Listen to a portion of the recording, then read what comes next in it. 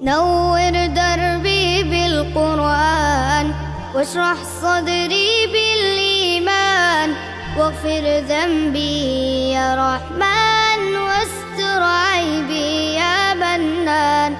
الحمد للہ والصلاة والسلام علی رسول اللہ وعلی آلہ وصحبہ ومن والہ. محترم بھائیو، السلام علیکم ورحمۃ اللہ وبرکاتہ. حالات جن میں آیات اتریں، اس حوالے سے اس مجلس میں ہم بات کرتے ہیں. غزوہ تبوک کا موقع ہے. یہ جنگ بہت ہی سخت گرمی میں پیش آئی تھی، اس لیے اللہ کے نبی صلی اللہ علیہ وسلم نے اس جنگ کے لیے تیاری بہت ہی اعلیٰ پیمانے پر کی تھی. اللہ کے نبی صلی اللہ علیہ وسلم نے صحابہ میں اعلان کیا کہ جس سے جتنا ہو سکتا ہے لا کر جمع کریں. حضرت ابوبکر صدیق رضی اللہ تعالیٰ عنہ اپنے گھر کی ساری دولت اللہ کے نبی صلی اللہ علیہ وسلم کی خدمت میں پیش کر دیتے ہیں. حضرت عمر فاروق رضی اللہ تعالیٰ عنہ اپنے گھر کی آدھی دولت لا کر کے اللہ کے نبی صلی اللہ علیہ وسلم کی خدمت میں پیش کر دیتے ہیں. حضرت عثمان رضی اللہ تعالیٰ عنہ 960 اونٹ اور 40 گھوڑے اللہ کے نبی صلی اللہ علیہ وسلم کی خدمت میں پیش کرتے ہیں، اور 1000 دینار، جو غیر معمولی رقم ہے، 1000 دینار لا کر کے اللہ کے نبی صلی اللہ علیہ وسلم کو دیتے ہیں. اللہ کے نبی صلی اللہ علیہ وسلم اس کو اپنے ہاتھ میں رکھتے ہیں اور کہتے ہیں ما ضر عثمان ما فعل بعد اليوم. آج کے بعد عثمان کچھ بھی کرے اس کو کچھ بھی نقصان ہونے والا نہیں. برکیف ایک طرف مالدار صحابہ تھے جنہوں نے دل کھول کر کے خرچ کیا، دوسری طرف کچھ غریب صحابہ تھے.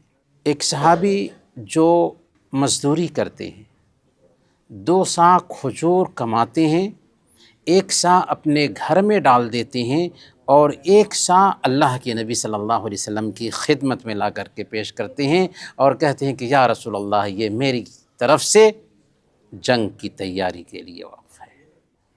اس سماج میں منافقین تھے. منافقین کن کو کہتے ہیں؟ جو ظاہر میں ایمان کا دعویٰ کرتے ہوں لیکن دل میں کفر چھپا رکھے ہوں.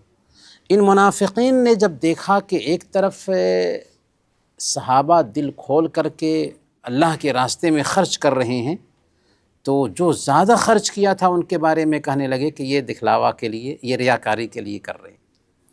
اور جو صحابی 2 سا کمائے تھے، 1 سا اپنے گھر میں رکھتے ہیں اور 1 سا کھجور لا کر کے اللہ کے نبی صلی اللہ علیہ وسلم کی خدمت میں پیش کرتے ہیں، ان کے بارے میں کہا کہ کیا 1 سا کھجور سے 2.5 kg کھجور سے تم تبوک کو فتح کر لو گے؟ تو طنز کیا، مذاق اڑایا. کس نے؟ منافقین نے.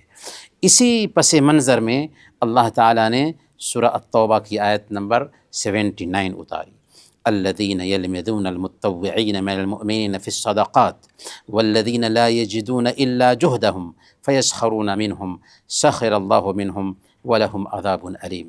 جو لوگ ان مسلمانوں پر عیب لگاتے ہیں جو دل کھول کر کے خیرات کرتے ہیں، اور ان لوگوں پر بھی جنہیں اپنی محنت مزدوری کے سوا کچھ میسر نہیں، پھر یہ منافقین ان کا مذاق اڑاتے ہیں، اللہ ان کا مذاق اڑاتا ہے.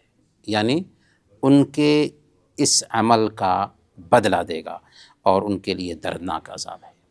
تو اس آیت کریمہ سے اس بات کا پیغام دینا مقصود تھا کہ اصل چیز دل کی کیفیت ہے. اگر کوئی اپنے گھر کی دولت لا کر کے پیش کر دیتا ہے اور نیت صحیح نہیں ہے تو اس دولت کا کوئی اعتبار نہیں.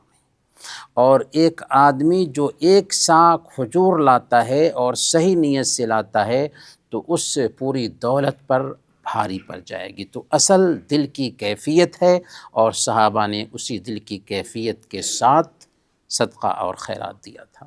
ایک دن اللہ کے نبی صلی اللہ علیہ وسلم نے فرمایا تھا سبق درہم علی 100,000 درہم.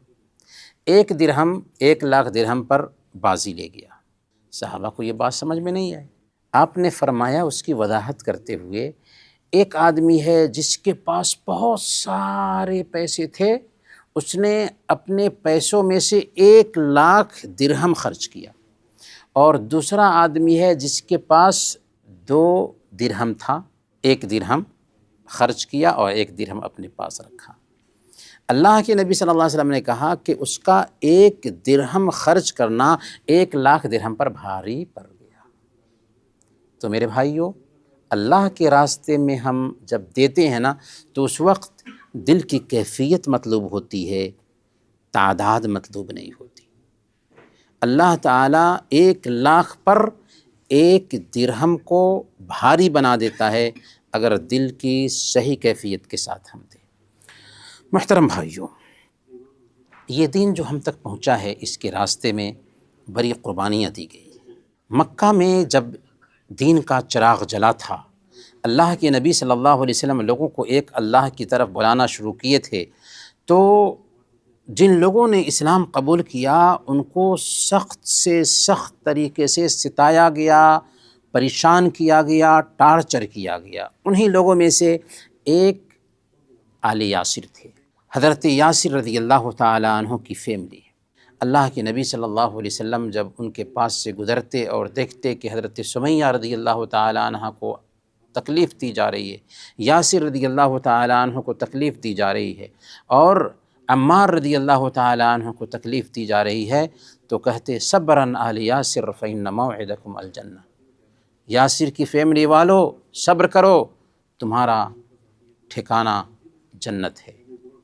حضرت سمیہ رضی اللہ تعالی عنہ تکلیف کی تاب نہ لا کر کے دنیا سے گزر جاتی ہیں۔ ابو جہل نے ان کی شرمگاہ میں برچھی مارا اور وہ دنیا سے گزر گئیں اور اسلام کی پہلی شہیدہ کہلاتی ہیں۔ حضرت یاسر رضی اللہ تعالی عنہ کو بھی ظالموں نے مار مار کر کے شہید کر دیا۔ اب بچ گئے تھے حضرت عمار رضی اللہ تعالی عنہ۔ ان کو اس طرح ستاتے تھے، اس طرح پریشان کرتے تھے کہ برداشت سے باہر ہو جاتا تھا۔ کبھی کبھار کہتے کہ ہمارے بتوں کے حوالے سے اچھی باتیں کہو اور محمد صلی اللہ علیہ وسلم کے خلاف بری بات کہو، ورنہ ہم مارتے مارتے تجھے ختم کر دیں گے۔ ایک دن کی بات ہے، حضرت عمار بن یاسر رضی اللہ تعالی عنہ کو ویسے ہی ستایا جا رہا تھا۔ ستاتے ستاتے برداشت سے باہر ہوا اور انہوں نے زبردستی کہا کہ تم ہمارے معبودوں کی حمایت میں بات کرو اور محمد صلی اللہ علیہ وسلم کے خلاف بات کرو، ورنہ ہم مار دیں گے۔ حضرت عمار بن یاسر رضی اللہ تعالیٰ عنہ کی زبان سے ان کے معبودوں کی حمایت میں بات نکل جاتی ہے، لیکن پھر احساس ہوتا ہے کہ مجھ سے غلطی ہو گئی۔ اللہ کے نبی صلی اللہ علیہ وسلم کی خدمت پہ آتے ہیں اور عرض کرتے ہیں کہ یا رسول اللہ، مجھ سے آج بہت بڑی غلطی ہو گئی ہے، اور سارا ماجرا سنایا۔ اللہ کے نبی صلی اللہ علیہ وسلم نے پوچھا کہ تمہارے دل کی کیفیت کیا ہے؟ انہوں نے کہا کہ الحمدللہ، ایمان سے ہمارا دل لبریز ہے۔ تب اللہ رب العالمین نے یہ آیت کریمہ اتار دی، من کفر باللہ من بعد ایمانہ الا من اکرہ وقلبہ مطمئن بالایمان۔ جو شخص اپنے ایمان لانے کے بعد اللہ کے ساتھ کفر کرے، وہ اللہ کے غضب کا مستحق ہے، سوائے اس کے جس کو مجبور کیا گیا ہو کلمہ کفر بولنے پر۔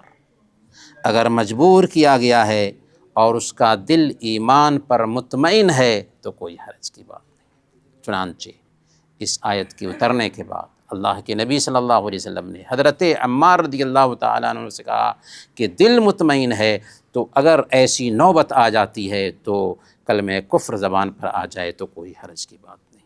میرے بھائیو، اس سے سب سے پہلی بات ہمیں یہ سمجھ میں آتی ہے کہ ایمان کا جو مرکز ہے وہ دل ہے۔ دل اگر مطمئن ہے، زبان پر کچھ آ گیا تو اس کا اعتبار نہیں ہوتا ہے۔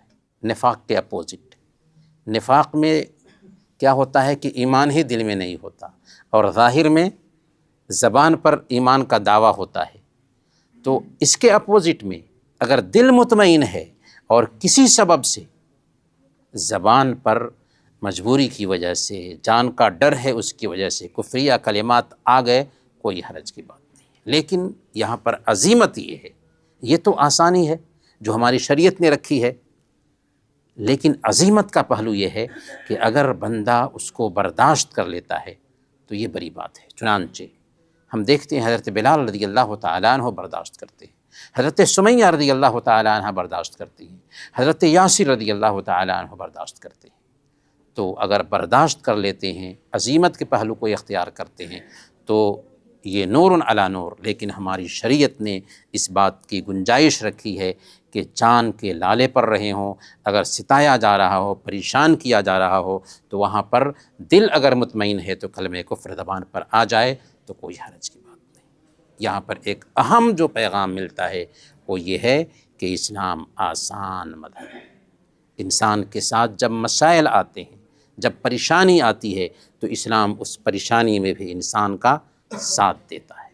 تو میرے بھائیوں، اس دین کو سیکھنا چاہیے، اس دین کو سمجھنا چاہیے، اور اس دین کو اپنے گھر میں عام کرنا چاہیے۔ اللہ تعالیٰ سے دعا ہے کہ اللہ تعالیٰ ہم سب کو قرآن کریم کو سمجھنے اور اس کی تعلیمات کو اپنی زندگی میں لاگو کرنے کی توفیق عطا فرمائے۔ آمین و صلی اللہ علی نبینا محمد وعلی آلہ وصحبہ اجمعین۔